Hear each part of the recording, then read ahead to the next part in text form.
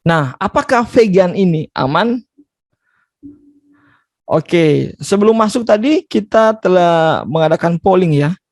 Nah, mungkin bisa dibagikan polling tersebut. Mungkin bisa di-share berdasarkan polling tadi. Saudara-saudara sudah menjawab, apakah vegan ini aman? Nah, karena ada beberapa orang yang berpikir bahwa vegan ini kurang aman atau nah ini dia. Apakah hasil polling bisa terlihat di semua user atau harus saya share? Sudah bisa terlihat? Oh, oke, mungkin aku share aja nih. Ya, sudah bisa kelihatan ya? Tak bisa. Oke. Jadi dengan pertanyaan, apakah gaya hidup vegan ini aman? Nah, berdasarkan survei kecil-kecilan yang ada di ruang ini, ruang seminar ini, ternyata 58% mengatakan gaya hidup vegan itu aman. Ya. Dan 4% mengatakan tidak, dan 38% mengatakan tergantung. Wah, ini luar biasa ini. Jadi kiranya kita bisa mendapatkan jawaban setelah kita mengikuti akan seminar berikut ini. Jadi saya tidak akan memberikan jawabannya. Saudara-saudara lain sendiri yang akan menentukan jawabannya. Apakah ya, tidak, ataupun tergantung. Tapi saya berterima kasih untuk respons dari saudara-saudara sekalian. Jadi tidak 100% mengatakan ya. Kalau saya juga mengadakan polling ini di sosial media saya, dan ternyata kalau di sosial media saya menunjukkan bahwa 100% itu mengatakan aman katanya. Ya, karena mungkin banyak teman-teman saya yang mungkin sudah vegan dan sebagainya ya. Nah, kalau di sini beragam jawabannya. Mari kita akan belajar atau saya akan share apakah vegan itu aman. Nah, ada sebuah hal yang menarik nih. Nah, kadang itu saya temukan juga, dan mungkin ada beberapa dari teman-teman itu menemukan akan hal ini. Orang tua ya, orang tua kita mungkin di zaman sekarang ini, mereka itu menghabiskan waktu kurang lebih 10-20 tahun memaksa kita itu untuk memakan sayuran. Benar nggak? Waktu anak-anak disuruh, makan sayur banyak, makan buah banyak kamu, gitu. Nah, akhirnya anak itu atau kita bertumbuh dewasa dan bertumbuh besar menjadi seorang vegan. Orang tua kita itu jadinya heran dan tak terima itu. Ini agak bertolak belakang ya, agak aneh. Mungkin ada yang merasakan akan hal ini. Jadi waktu sebelumnya, waktu kecil orang tua suruh kasih makan sayur banyak, makan buah banyak. Ketika anak ini menjadi vegan, menjadi pemakan nabati, tidak makan daging, justru orang tua itu heran dan bahkan tidak menerima atau penuh tanda tanya, penuh keraguan. Kamu sudah vegan? Mungkin itu tidak terlalu baik atau bagaimana gitu, sehingga menimbulkan suatu kontradiksi ya. Ini, tapi puji Tuhan orang tua saya waktu saya memutuskan untuk jadi vegan, mereka justru sangat mensupport saya gitu. Nah, itu hanyalah sebuah cerita observasi ya. Mari kita lihat apakah vegan ini aman. Nah, oke, berikut ini saya akan memaparkan beberapa data ya, atau beberapa sumber yang saya dapatkan. Nah, sumber yang pertama yang saya dapatkan ini berdasarkan dari Amerika ya. Memang pada sebagian besar research kita berkembang itu biasanya dari Amerika. Oke, saya akan share ini berdasarkan Academy of Nutrition and Dietitian. Jadi Academy of Nutrition and Dietitian tahun 2016 Amerika. Nah, untuk Academy of Nutrition and Dietitian ini adalah sebuah organisasi praktisi nutrisi dan dietetik terbesar di dunia yang didirikan di Cleveland, Ohio pada tahun 1917. Ini didirikan oleh sekelompok wanita visioner yang berdedikasi untuk membantu pemerintah US ya, melestarikan makanan dan meningkatkan kesehatan dan gizi masyarakat selama Perang Dunia Pertama. Jadi sudah sejak Perang Dunia Pertama, Perang Dunia Kedua, sampai pun mungkin sudah mau masuk Perang Dunia Ketiga ya. Ini organisasi nutrisi dan dietetik ini di Amerika telah ada. Nah, mereka juga mempublish beberapa jurnal, sangat rajin sampai sekarang ini. Dan jurnal dari Academy of Nutrition and Dietitian ini adalah sumber utama seringkali digunakan sebagai digunakan para praktisi dan ilmu makanan, nutritionist dan dietitian. Nah, Academy of Nutrition and Dietitian ini adalah tagline-nya mereka adalah is your source for science-based food and nutrition information.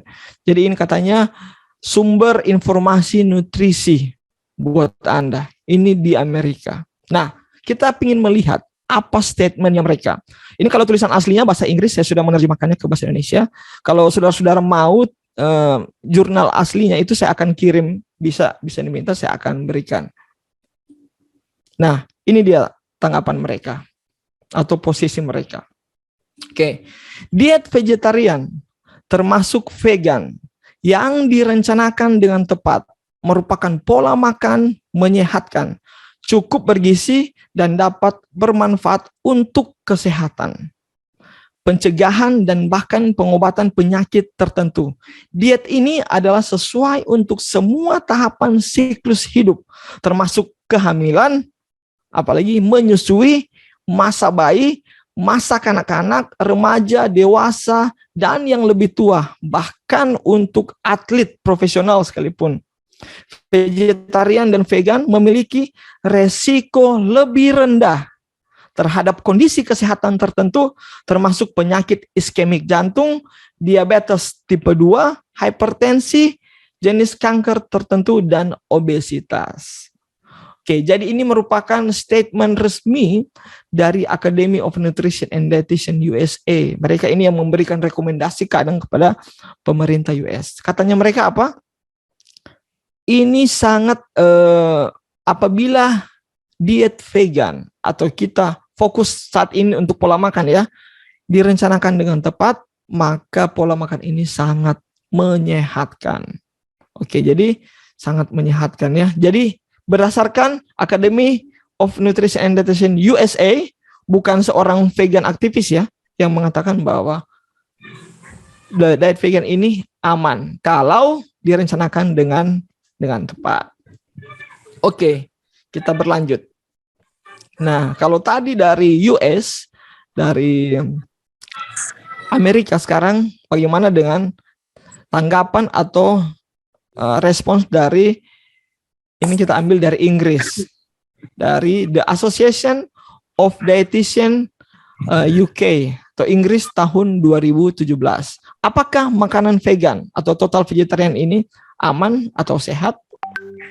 Nah, jadi badan ini dikenal dengan BDA atau British Dietetic Association, adalah asosiasi badan profesional dan merupakan organisasi dari ahli gizi di Inggris. Oke, nah ini statementnya mereka. Mereka mengatakan bahwa makanan berbasis nabati, oke, nabati artinya berbasis tumbuhan ya, kita tahu, yang kaya akan kacang-kacangan, biji-bijian dan buah-buahan, sayuran, biji-bijian seperti gandum, nasi, dan makanan berbahan dasar sereal seperti roti dan pasta dapat memberikan semua nutrisi yang dibutuhkan untuk kesehatan yang baik. Ini termasuk lemak esensial, protein, vitamin, mineral, serat, dan lain-lain, yaitu pola makan nabati yang seimbang. Seimbang ya penekanannya, juga rendah lemak jenuhnya. Kemarin saya sempat menyaksikan pemaparan dari Sir Frederick ya, telah membahas tentang lemak jenuh, kolesterol juga termasuk di situ pembahasannya. Nah, dapat membantu mengatur berat badan, dapat mengurangi resiko diabetes tipe 2, penyakit kardiovaskular, dan beberapa jenis kanker. Namun seperti halnya pola makan apapun, nutrisi nabati perlu diberikan dengan perencanaan yang tepat. Jadi, apakah makanan vegan atau total vegetarian atau makanan berbasis nabati, plant-based diet, sehat dan aman? Berdasarkan Asosiasi Gizi Inggris menyatakan, ya, sehat dan aman. Oke, tadi sudah ada 2 ya, dari Amerika, baru pun dari Inggris. Nah, saya ingin memberikan video singkat. Ada beberapa orang yang telah menerapkan akan pola makan vegan atau berbasis nabati ini. Beberapa public figure ya. Tadi setelah disampaikan di video tadi ada beberapa. Nah, ada salah satu public figure penyanyi band, yaitu dari Slang, yaitu Kakak Slang. Nah, dia telah menerapkan akan pola makan berbasis nabati atau vegan. Nah, mari kita lihat apa tanggapan dari dia soal makanan berbasis nabati. Apakah aman atau tidak, atau sehat dan sebagainya. Mari kita saksikan. Cepat. Dan aku semenjak vegan belum pernah sakit sama sekali. Wow. Oke, mungkin audionya kurang ya. Oke.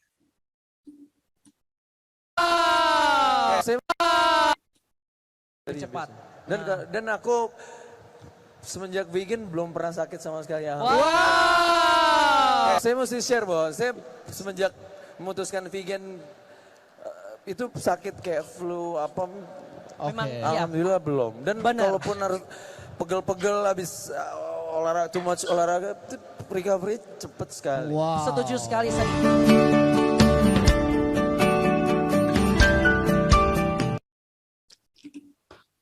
Ya, itu dia ya, kesaksian dari seorang musisi,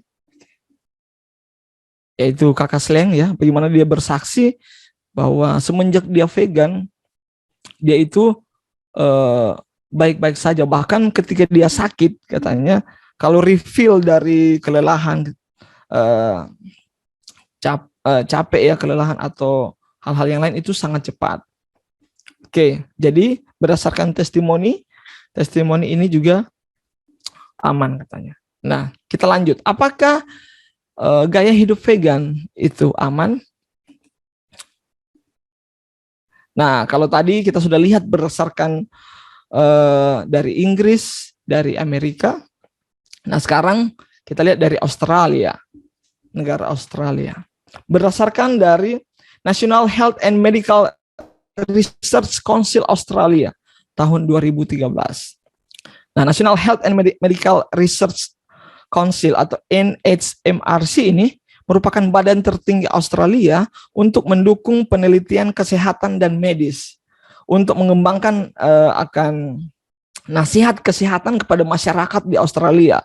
Ini merupakan orang-orang yang bekerja di sini merupakan mereka yang profesional dalam kesehatan dan juga pemerintah, dan untuk memberikan nasihat tentang perilaku etis dalam perawatan kesehatan dan dalam melakukan penelitian kesehatan dan medis. Nah, jadi badan ini sangat terpercaya ya di Australia. Badan dari negara, organisasi yang besar. Nah, statementnya mereka adalah pola makan vegetarian yang direncanakan dengan tepat, termasuk pola makan vegetarian total ataupun vegan, adalah sehat dan memiliki gizi yang memadai. Pola makan vegetarian yang terencana baik dan cocok untuk individu di semua tahap siklus. Jadi mau dari yang hamil, menyusui, anak-anak, orang tua, oma-oma, opa-opa, itu aman. Mereka yang mengikuti pola makan vegan harus memilih makanan untuk memastikan asupan contoh zat besi dan seng yang cukup untuk mengoptimalkan penyerapan dan ketersediaan hayati, zat besi, seng, dan kalsium. Jadi ada beberapa zat nutrisi bagi vegan itu yang harus mereka harus memastikan zat nutrisinya. Suplemen vitamin B12 mungkin diperlukan untuk orang dengan pola makan vegan yang ketat. Oke, ini rekomendasi mereka, ini stand-nya mereka.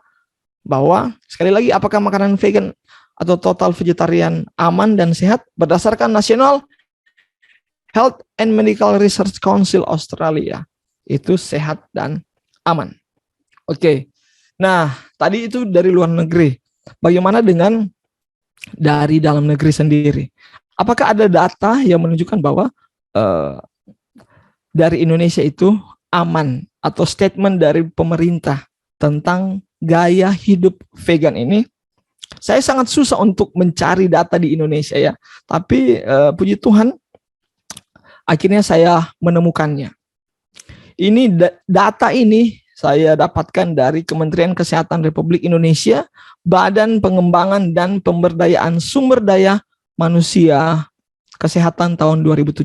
Ini ditulis di dalam buku panduan dari Kementerian Kesehatan dengan judul Gizi dalam Daur Kehidupan.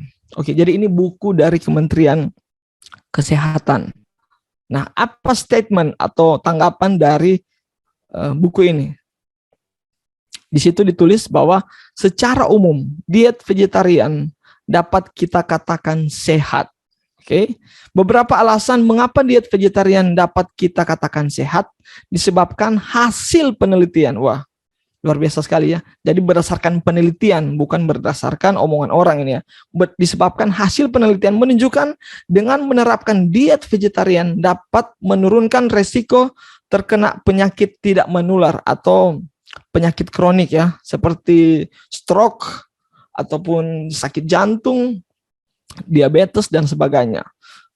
Ya ini antara lain hipertensi, penyakit jantung koroner dan sebagainya.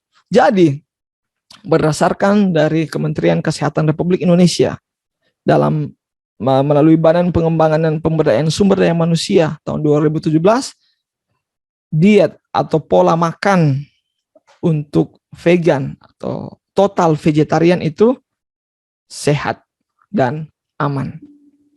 Nah, jadi kita sudah dapat nih 4 stand rekomendasi dari negara-negara besar, Amerika, Inggris, Australia, dan juga negara kita tentang pola gaya hidup vegan, terlebih dalam diet atau dalam memilih makanan vegan, makanan berbasis nabati. Oke, saya ingin share juga ada sebuah kesaksian dari public figure, salah satu public figure. Saya sempat bertemu dengan beliau juga, sempat sharing bersama. Beliau saat ini sudah usia ke 70 tahun dan telah mempraktekkan akan gaya hidup vegan ini kurang lebih selama 10 tahun. Mari kita lihat kesaksian dari beliau. Beliau adalah Kak Seto. Nah, kalau sudah pernah lihat. Nah, ini kesaksian singkat saja waktu beliau diundang di acara Lapor Pak. Mungkin sebagian teman-teman, apalagi kalau orang muda, pernah menonton ya acara Lapor Pak. Dan dia sharing di sini bagaimana gaya hidup vegannya. Oke.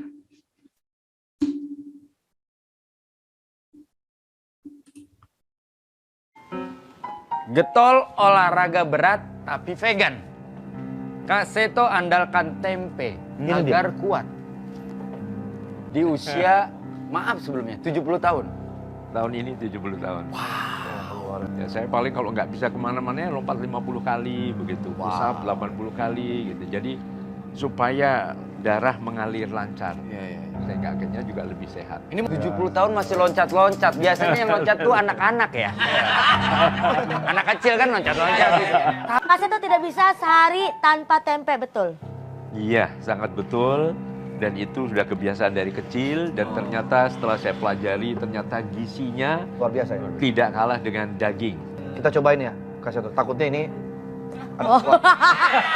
Bilang aja lapar. Ya, itu dia ya kesaksian dari seorang public figure Kak Seto bagaimana dia menerapkan akan pola hidup vegan melalui makanan berbasis nabati, dan bahkan dia masih berolahraga sampai sekarang sudah usia 70 tahun, melakukan akan aktivitasnya sangat baik. Oke. Nah, ada juga saya akan memberikan beberapa referensi dari yang lain. Kalau tadi sudah dari badan-badan organisasi resmi negara, nah ini ada beberapa juga tambahan untuk memperkuat akan statement-statement atau jawaban-jawaban mengenai apakah vegan itu aman dan sehat. Oke.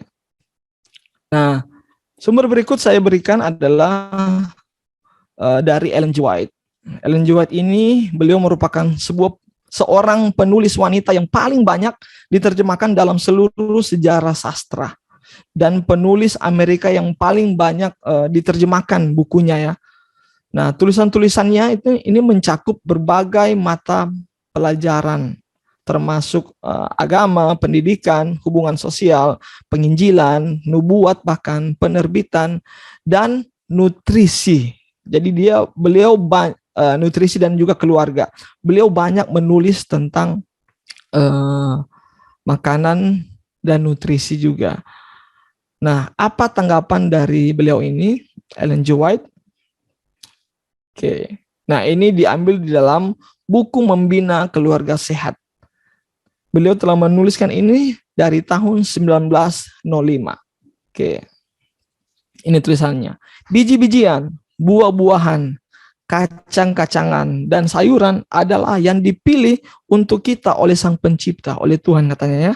Makanan-makanan ini yang sedapat mungkin dihidangkan secara sederhana dan alami adalah makanan yang paling menyehatkan dan bergizi. Wow.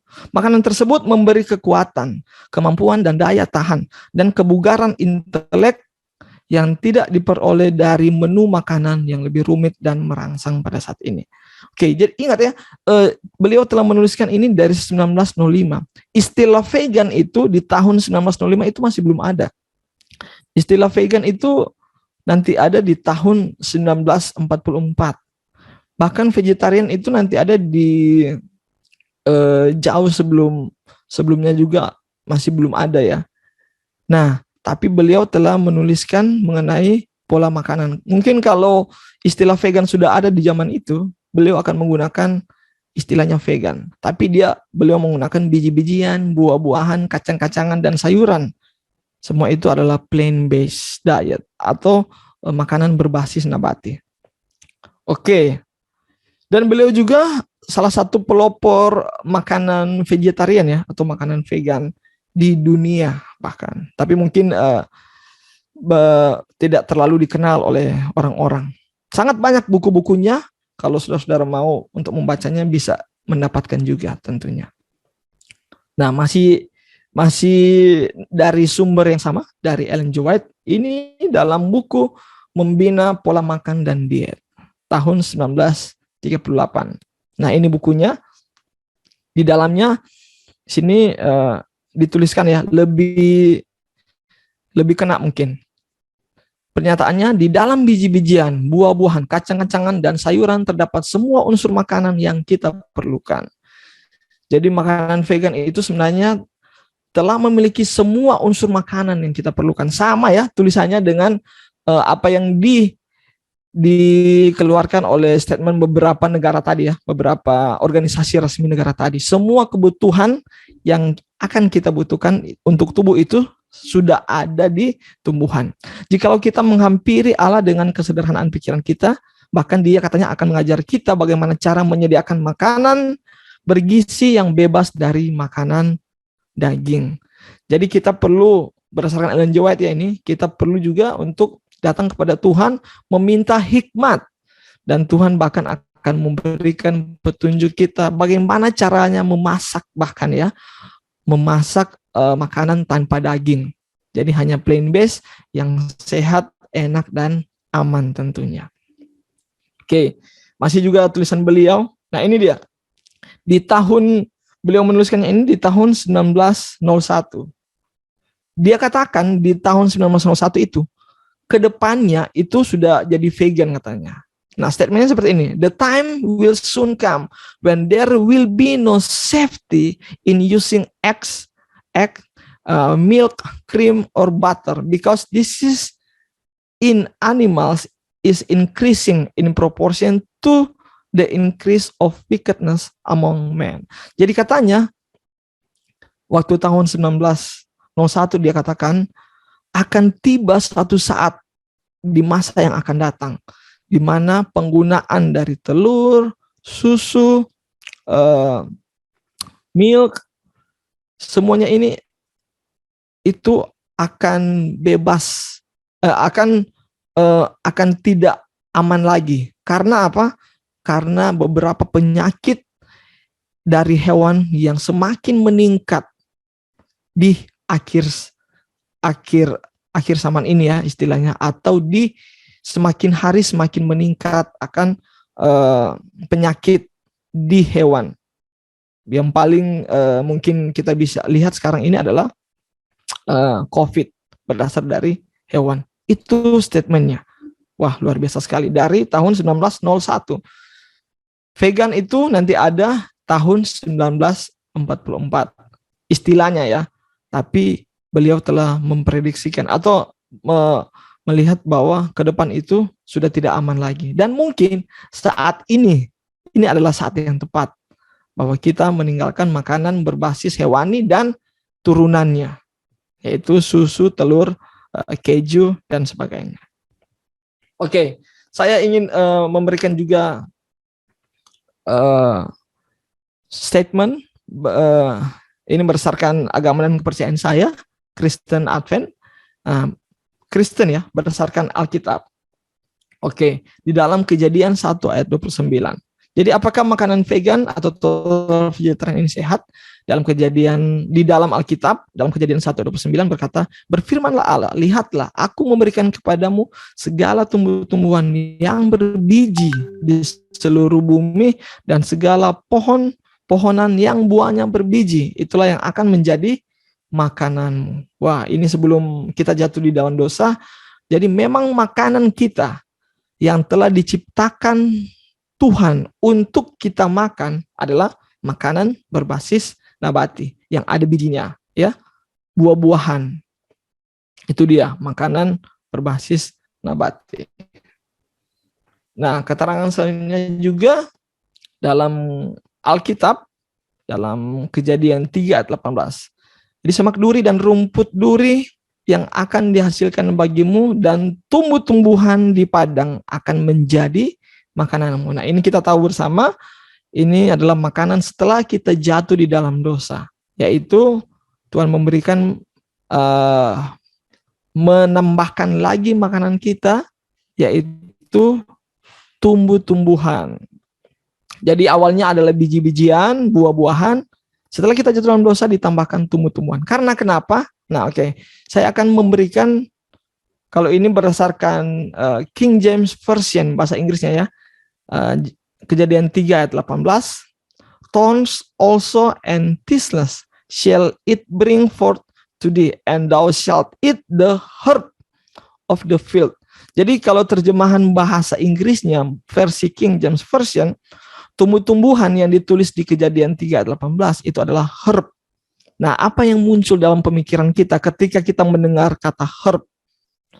Mungkin lebih familiar adalah herbs, ya. Nah, langsung timbul di pemikiran kita adalah herbs adalah tanaman-tanaman tumbuhan sebagai obat bagi kita. Nah, kenapa Tuhan menambahkan tumbuhan atau herbs pada kita? Karena akibat dosa adalah kematian dan penyakit ya.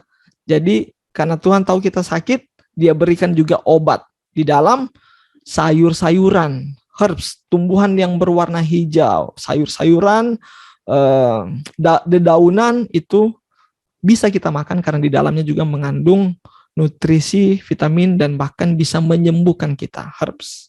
Ya. Nah, yang terakhir juga ini di dalam Yehezkiel 47 ayat 12. Apakah makanan vegan, vegetarian, total vegetarian ini sehat dan aman? Nah, pada kedua tepi sungai itu tumbuh bermacam-macam pohon buah-buahan yang daunnya tidak layu dan buahnya tidak habis-habis. Tiap bulan ada lagi buahnya yang baru sebab pohon-pohon itu mendapat air dari tempat kudus itu. Buahnya menjadi makanan dan apa katanya? Daunnya menjadi obat. Jadi buah dan biji-bijian sebenarnya itu adalah makanan kita, dan dedaunan, herbs, herbal itu boleh kita makan karena itu adalah menjadi obat juga buat kita. Jadi apakah vegan itu aman dan sehat? Saya kembalikan kepada kita masing-masing.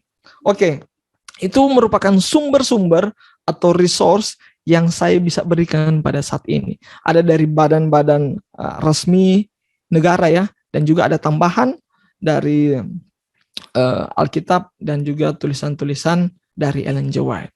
Nah, ada poin penting yang saya akan berikan sebelum kita akhiri akan sesi ini adalah poin penting. Jadi sebenarnya ketika kita mempraktekkan pola hidup vegan, ketika kita sampai di pola makan khususnya vegan, sebenarnya kita itu bisa hidup sehat dengan vegan, dan juga kita itu bisa tidak sehat dengan pola makan vegan. Karena berdasarkan definisi ya, definisi vegan itu yang penting kita tidak semaksimal mungkin tidak menggunakan hewan, tidak mengeksploitasi hewan di dalam makanan. Dan berdasarkan golongan makanan juga, bukan berarti makanan tanpa hewan itu sehat.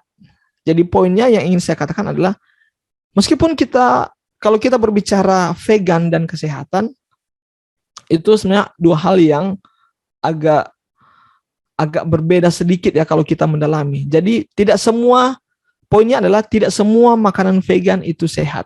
Tetapi kalaupun kita hidup vegan, kita bisa memilih makanan vegan yang sehat. Mungkin agak bingung ya. Nah, saya kasih contoh lah seperti ini. Nah, kalau kita bisa lihat di tabel ya, di gambar ini, vegan diet. Yang penting tidak ada hewan ya. Nah, itu ada makanan apa saja? Itu kita lihat ada french fries ya, kentang goreng, itu tidak ada hewan. Karena kentang ya, tapi digoreng. Oreo, kalau dilihat pertama. Oreo kalau kita lihat labelnya itu vegan. Tidak ada produk hewani di dalam. Minuman soft drink. Kalau kita kenal ya, sudah tahu ya, seperti minuman-minuman Coca-Cola ini, ya, itu semuanya dari tumbuhan. Tetapi apakah itu sehat? Belum tentu. Dan juga makanan-makanan proses yang lainnya. Tetapi kalau kita mau hidup vegan dan mau hidup sehat, tentu ada opsi-opsinya juga. Nah, opsinya lebih ini ke healthier vegan diet. Jadi perbedaannya sebenarnya di proses food. Jadi meskipun berbahan makanan berbasis nabati, tetapi kalau sudah melewati proses yang panjang, diolah, mungkin itu bisa bisa menjadi makanan vegan tapi tidak sehat. Saya merekomendasikan untuk kalau mau sehat dan aman juga, kita bisa memilih makanan vegan yang less proses atau proses pengolahannya lebih sedikit atau tidak ada. Atau istilahnya yang sering kali kita ketahui sekarang adalah whole food plant-based diet atau makanan berbasis nabati. Oke, jadi apakah makanan vegan itu aman? Nah, silakan jawab di dalam hati, atau silakan jawab berdasarkan pengetahuan kita masing-masing. Oke, terima kasih untuk sesi kali ini. Presentasi saya telah selesai. Kalau mau ada informasi yang ingin sharing secara personal, bisa hubungi di nomor saya ini, dan juga bisa temukan saya di Instagram, di Facebook, di YouTube, maupun di TikTok ataupun sosial media yang lain. Oke, terima kasih.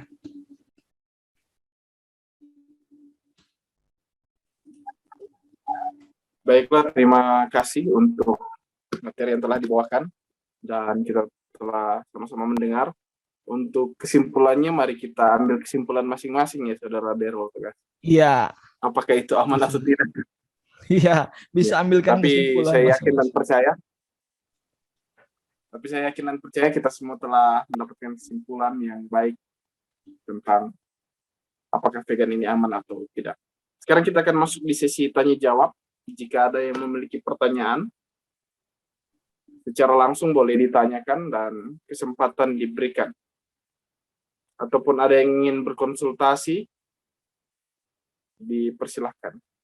Kami melihat saudara Franky Gosal sudah mengangkat tangan. Boleh menyalakan kamera dan juga mengaktifkan audio. Dipersilahkan. Selamat malam, Shalom. Selamat malam. Saya ingin bertanya, kira-kira asupan protein nabati apa yang tepat jika kita melakukan diet vegan? Terima kasih. Soalnya saya ini ada rencana mau ke situ, tapi saya masih bingung mulainya dari mana kira-kira. Oke, terima kasih. Oke. Asupan, sebentar ya saya lihat. Protein sebentar. Oke. Ini dia. Oke, rich and protein.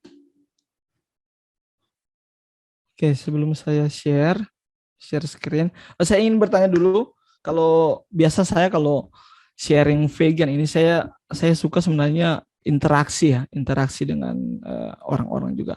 Kalau untuk saudara Franky tadi, kalau boleh saya tahu, jadi ini kan baru mau rencana mengikuti pola hidup vegan ya. Nah, jadi selama ini menurut saudara Franky, protein yang terbaik yang saudara Franky dapatkan itu apa? Dari mana gitu? Ya, dari biasanya telur. Ya, hanya itu saja yang saya tahu. Oke.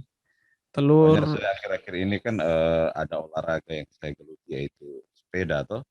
Sepeda, atau saya butuh kalori. Tapi yang saya mau cari tahu ini kira-kira protein nabati yang tepat untuk memenuhi asupan tubuh ini, asupan gizi yang ada dalam tubuh ini. Ketika saya merencanakan vegan apa? Oke. Nah, dari telur. Ada juga orang telur ini berdasar telur ini itu kan berdasarkan dari ayam ya. Didapat dari ayam. Nah, ayam ini kira-kira dia dapatkan protein dari mana? Menurut saudara Franky kira-kira dari mana? Sehingga proteinnya tinggi itu atau ada? Ya ayam kan biasanya kalau sudah telur-telur yang sekarang ini ayam petelur biasa saja toh, tapi kan itu kalau telur itu kan bukan termasuk vegan juga toh. Iya, tidak vegan ya, telur. Ya. Nah, ini yang saya mau cari tahu kira-kira kalau itu kan protein hewani, yang saya mau cari kira-kira protein nabati yang cocok untuk orang yang beraktivitas normal, yang cocok untuk orang yang beraktivitas normal setiap hari, ketika dia mengambil keputusan untuk hidup vegan, kira-kira apa? Kira-kira protein nabati dia harus dapat dari mana? Misalkan dari apa? Dari sayuran apakah contohnya kira-kira, dan bisa-bisa itu dimakan setiap hari banyaknya begini sudah cukup, kira-kira seperti apa tuh supaya asupan gizi atau asupan protein dalam tubuh ini terpenuhi lah, seperti itu, tidak kekurangan gitu. Ya oke, baik, terima kasih. Jadi saya sebenarnya ingin memberikan sebuah konsep ya. Jadi sebenarnya selama ini terjadi miskonsepsi menurut pandangan saya. Orang berpikir bahwa protein terbaik atau ya protein terbaik itu terdapat di dalam hewan atau produk hewan. Padahal sebenarnya hewan sendiri, contoh kita ambil tadi telur ya, telur dari ayam ya. Nutrisi telur itu kan dapat dari ayam. Ayam sendiri itu mendapatkan kandungan proteinnya dari mana? Tentunya dari apa yang dia makan kan. Nah, apa makanan ayam? Makanan ayam kita tahu bersama, itu adalah plant based ya, jagung, beras, dan sebagainya ya, gandum dan sebagainya. Menunjukkan sebenarnya poinnya adalah semua yang saya tahu ya, semua tumbuhan pada dasarnya memiliki kandungan protein. Oke. Nanti kita bisa buktikan yang di seminar Edenway yang lalu kita sempat buktikan ya, bahkan comparison, perbandingan kandungan protein dari daging dan dari tumbuhan. Sebenarnya ada materi khusus mengenai protein nanti, protein nabati nanti di episode-episode yang berikut. Tapi saya ingin kasih bocoran aja ya, bocoran aja. Lengkapnya kita akan membahas satu sesi khusus mengenai kandungan protein, zat besi, itu materi-materi khusus. Tapi saya ingin kasih malam ini saya ingin share setidaknya gambaran umumnya. Oke, dari mana kita mendapatkan kandungan protein? Apa screen saya sudah kelihatan? Share screen? Kelihatan. Oke.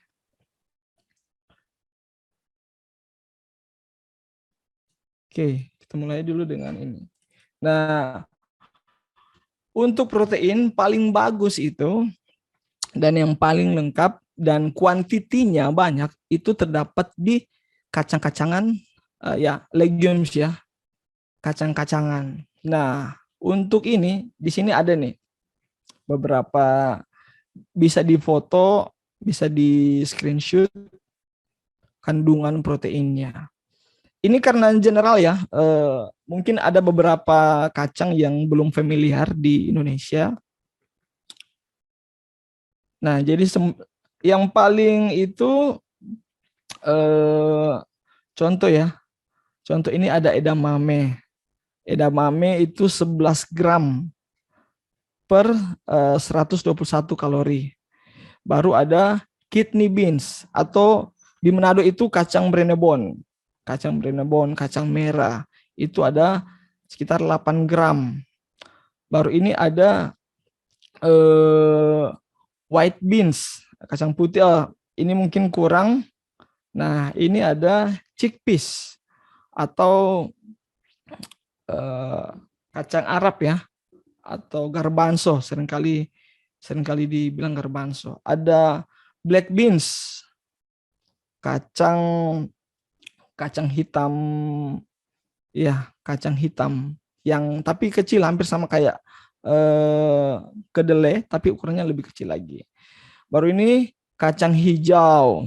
Nah, jadi semua pada dasarnya kacang kedelai itu mengandung protein yang sangat bagus untuk kita. Jadi pertama dulu untuk sumber protein kita dapatkan dari kacang-kacangan, dari ini ya, legumes, polong-polongan. Dan produk juga seperti tentunya ya, tentu hampir saya lupa, itu kacang kedelai. Produk kedelai seperti tahu dan tempe sebenarnya itu sudah sangat baik untuk kandungan proteinnya. Ya, jadi itu. Kalau di Indonesia lah mungkin kacang kedelai, tahu tempe, baru kacang merah atau kacang Brenebon, orang Manado bilang, kacang hijau. Nah, yang ada. Baru kalau mau dapat yang kacang-kacang edamame yang mungkin agak langka, nah itu sangat baik. Jadi ini ya kandungan protein ini dari keluarga legumes. Nah, di biji-bijian juga,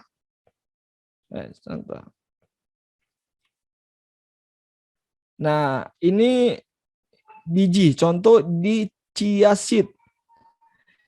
Chia seed itu 3 sendok chia seed itu sudah mengandung 8 gram protein. Kita membutuhkan protein satu hari sekitar 65 gram protein kalau untuk orang dewasa. Nanti kita akan bahas di sesi protein khusus untuk vegan ya. Jadi di chia seed ada, di flaxseed ada, di almond ada, yang ya kacang tanah ada 7 gram protein, kacang ini cashew nut, cashew yang buah, kalau di Manado itu buah yakin biji, aku sudah hampir lupa juga nih. Cashew nut, nah itu ada ya mente, kacang mente, kacang mede itu mengandung protein. Jadi biji-bijian, kacang-kacangan sama seperti di kejadian 1 tadi ayat 29 itu mengandung protein yang bagus, yang baik. Nah, ternyata di sayur-sayur juga itu bisa ada proteinnya. Contoh ini spinach atau apa ini bayam, brokoli ini yang umum-umum yang bisa kita ambil ya di Indonesia. Brokoli, baru bayam, baru ada salad hijau. Nah, itu mengandung protein. Saya bisa kasih contoh juga ya. Contoh brokoli ini ya.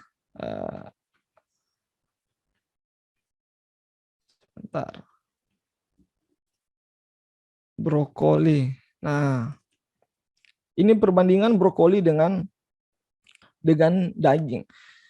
Dari 100 kalori stik daging, yaitu sama dengan 8,0 grams of protein. 100 kalori dari brokoli, ini perbandingan antara daging dan brokoli ya, itu 11,1 grams protein. Dan di daging pun itu lemak fatnya itu 7,4 gram, sedangkan di brokoli hanya 0,4 grams dari lemak. Dan di brokoli juga ada fitokemikal, vitamin, esensial nutrisi yang lainnya yang bisa membantu untuk kesehatan. Jadi itu mungkin sebelum nanti kita akan membahas lebih dalam lagi tentang kandungan protein. Jadi intinya kalau protein itu di kacang-kacangan, seperti kacang kedelai, produk kedelai ya, tahu tempe, kacang-kacangan yang tadi, dan juga ada di biji-bijian yang kecil, chia seed, flaxseed, dan juga di sayur seperti yang sayur tadi ya, brokoli, bayam, dan sebagainya. Oke. Kalau kurang jelas nanti kita ada sesi khusus lagi. Terima kasih. Terima kasih. Selanjutnya kita akan baca pertanyaan dari kolom chat dari Tio Nainggolan, pemenang door prize malam ini. Oh ya, oke. Apakah gula aren asli baik dikonsumsi oleh vegan? Gula aren.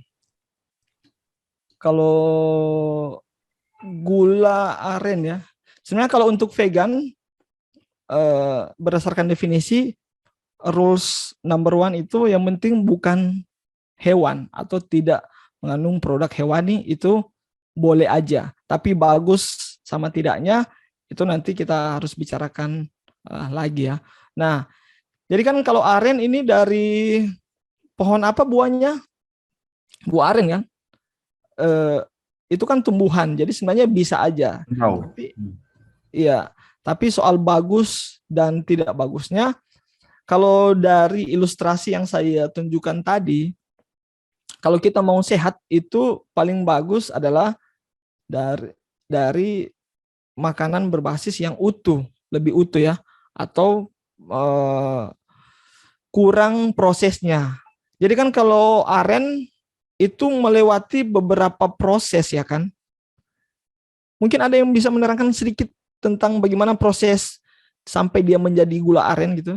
Jadi dari pohon, buahnya, saya soalnya belum pernah melihat bagaimana proses dari terjadinya gula aren, tapi yang saya tahu itu melewati beberapa proses. Jadi dia sebenarnya termasuk di makanan proses.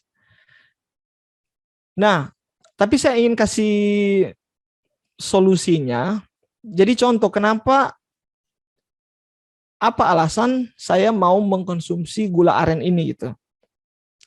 Kalau alasannya, kalau saya pribadi ya, kalau alasannya hanya untuk pemanis saja, agar supaya makanan itu manis. Contoh kita mau bikin jus ya, jus alpukat, tapi kita mau pakai gula aren untuk ambil manisnya aja kan. Nah kalau saya biasanya saya untuk pemanisnya saya ambil yang ada makanan yang berbasis nabati yang utuh yang manis. Apa itu? Saya biasa gunakan kurma. Ya, jadi kalau untuk pemanis saja, jadi kita bisa menggunakan kurma, gantinya menggunakan makanan yang proses. Jadi kalau untuk katakan lebih sehat, Kalau untuk bisa atau enggak vegan konsumsi gula aren bisa.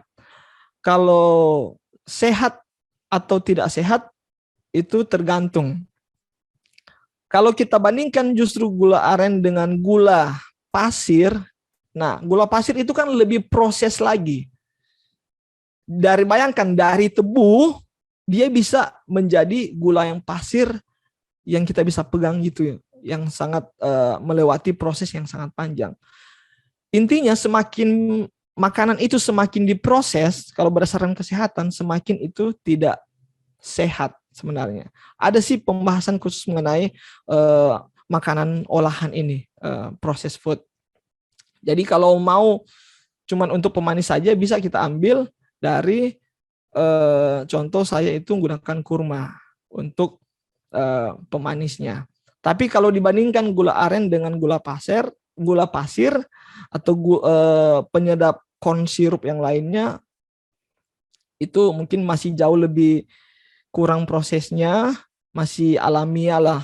Ibaratnya kampung-kampung ya, orang-orang bikin tidak lewat perusahaan gitu, proses yang panjang, masih lebih bagus ya gula aren sih. Mungkin itu jawaban yang bisa saya berikan. Oke, baik. Terima kasih. Selanjutnya kita beri kesempatan lagi kepada pertanyaan langsung dari peserta webinar pada malam ini. Jika ada yang ingin memberikan pertanyaan secara langsung, boleh mengaktifkan audio dan video. Dipersilahkan. Mungkin malam ini semua sudah jelas ya. Ya, puji Tuhan. Terima kasih. Puji Tuhan. Iya, saya mau tanya lagi, Pak. Oke, silakan. Apakah baik kalau mengkonsumsi beras merah pure, nggak campur beras putih? Karena kan kalau beras merah aja, kita pasti makannya itu cuma sedikit ya. Apakah nanti kita nggak akan kekurangan gizi?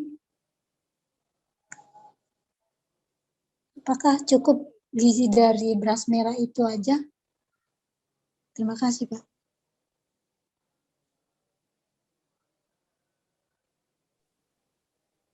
Oke, dipersilakan Saudara Daryl. Oke, untuk soal beras merah ya ini. Jadi sebenarnya fungsi kita mengkonsumsi akan beras itu, kalau kita lihat di isi piringku itu 2/3 dari setengah porsi makan kita itu adalah contohnya nasi ya, beras. Nah, fungsi utamanya sebenarnya adalah untuk mendapatkan kandungan karbohidrat ya, sebagai energi untuk tubuh kita. Nah, saya pernah mengikuti beberapa seminar. Sebenarnya soal warna, mau dia beras, ini ya yang poin utama yang bisa saya share adalah mau dia beras merah, beras coklat, beras hitam, beras apapun, sebenarnya poin yang paling penting yang kita harus lihat adalah apakah dia, kalau dari segi kesehatan ya, apakah dia whole grain atau whole food atau diproses atau tidak. Nah, saya share screen lagi ya. Mungkin pembicara-pembicara yang lain juga pernah menyinggung akan hal ini atau bahkan lebih dalam. Nah, ini ya untuk whole grain, ini beras putih dan whole grain atau biasa beras merah, beras coklat ataupun beras hitam. Yang paling penting, apakah beras ini diproses? Diproses artinya dikeluarkan akan ini ya, bran dan germsnya ini. Apakah beras yang kita makan itu dikeluarkan brannya dan germnya atau tidak? Karena sebenarnya beras itu, padi-padian itu, dia itu kan berwarna coklat ya. Padi itu berwarna coklat. Kenapa dia jadi warna putih? Karena itu digiling, diproses. Jadi dikeluarkan. Apa yang dikeluarkan? Karena orang kita ya, mungkin agak malas makan agak keras, sehingga mereka itu orang itu mengeluarkan ini brandnya. Nah, brandnya ini apa? Ini kulit ari, biasa kita tahu dengan kulit ari. Nah, di dalam brand ini terkandung apa? Itu ada banyak fiber di situ ya. Seratnya justru ada di situ. Fiber dan juga ada beberapa vitamin dan mineral, vitamin B contohnya. Itu ada di kulit ari dia, ada di kulit paling luar. Setelah kita buka padinya ya, kulit yang paling pertama itu adalah brandnya. Nah, sedangkan beras putih itu udah terkikis. Baru di lapisan kedua yang terkikis juga itu adalah germ biasanya. Nah, di germs ini ada nutrisi di situ, ada antioksidan, ada vitamin E, vitamin B, dan juga ada lemak yang sehat di dalam germs itu. Tetapi dikikis, ya, dikikis, dikeluarkan sehingga yang kita makan adalah seharusnya beras dia warna coklat itu, tapi akhirnya dia menjadi warna putih dan tersisa adalah ini endosperm. Nah, endosperm itu mengandung apa di dalam? Hanya adalah karbohidrat dan juga protein di dalamnya. Jadi kita membuang beberapa khasiat nutrisi yang lainnya gitu. Ketika kita mengkonsumsi beras putih. Selain ada kandungan-kandungan tersendiri dari beras merah, dari beras coklat, ada keunggulan-keunggulan yang lain ya, dari beras ungu, dari beras hitam, dan tapi yang organik ya, ini yang original, bukan pakai pewarna ya. Ada keunggulan lainnya, tetapi yang paling penting yang kita harus perhatikan kalau mengkonsumsi beras atau nasi itu, apakah dia proses atau tidak. Saya rasa itu. Dan kita penting juga untuk di soal makanan ini, soal nasi kita harus variasi. Oke, saya ingin kasih tunjuk tentang ini ya. Isi piringku. Kemarin kita sempat melihat isi piringku. Di dalam isi piringku itu mana ini?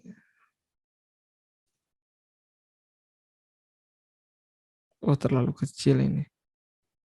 Di dalam isi piringku itu kalau kita bisa lihat, itu untuk beras, untuk nasinya itu, untuk makanan lauk pauk, bukan lauk pauk ya, untuk makanan pokoknya itu terdiri dari beberapa jenis. Jadi jangan hanya cuman nasi aja. Jadi kalau nasi pun harus bervariasi. Mungkin saat ini nasi merah, berikut nasi coklat, berikut juga ubi-ubian, berikut juga jagung, berikut juga kentang. Jadi pentingnya variasi di dalam makanan. Yang berbahaya kalau kita makan nasi putih aja terus gitu sampai seumur hidup kita. Kita tidak mendapatkan ada kandungan nutrisi yang lain yang sebenarnya Tuhan ciptakan ada di beberapa makanan. Jadi pentingnya untuk makanan itu bervariasi. Mungkin itu jawaban yang bisa saya berikan.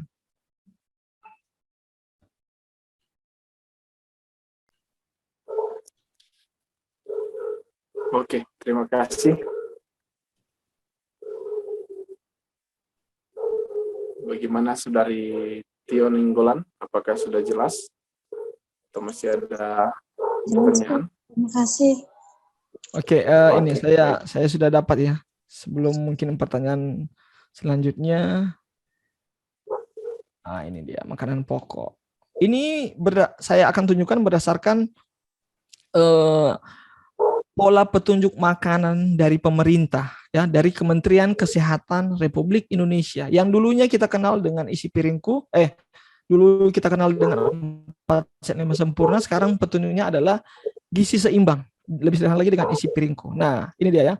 Nah, makanan pokok ini kalau kita lihat, ini bukan seorang vegan aktivis yang memberikan ini, tapi berdasarkan dari pemerintah, dan ini based on penelitian. Kalau kita lihat makanan pokok ini, yang pemerintah taruh bukan hanya nasi saja ya, dan bukan hanya nasi putih. Jadi ini ada banyak nih, bahkan roti. Oke, saya ke bawah ya. Saya bacakan aja lah. Makanan pokok adalah pangan yang mengandung karbohidrat yang sering dikonsumsi atau telah menjadi bagian dari budaya makanan berbagai etnik di Indonesia sejak lama. Makanan pokok beragam sesuai dengan keadaan tempat dan budaya serta kearifan lokal. Nah, contoh jadi kita harus menyeimbangkan ini. Ada jagung, ada singkong atau ubi, ada beras, mau dia beras merah, mau dia beras coklat atau biji gandum, kentang dan sebagainya, bahkan sagu itu bisa. Yang penting variasi. Jangan hanya beras dan beras putih saja atau nasi putih aja terus-menerus.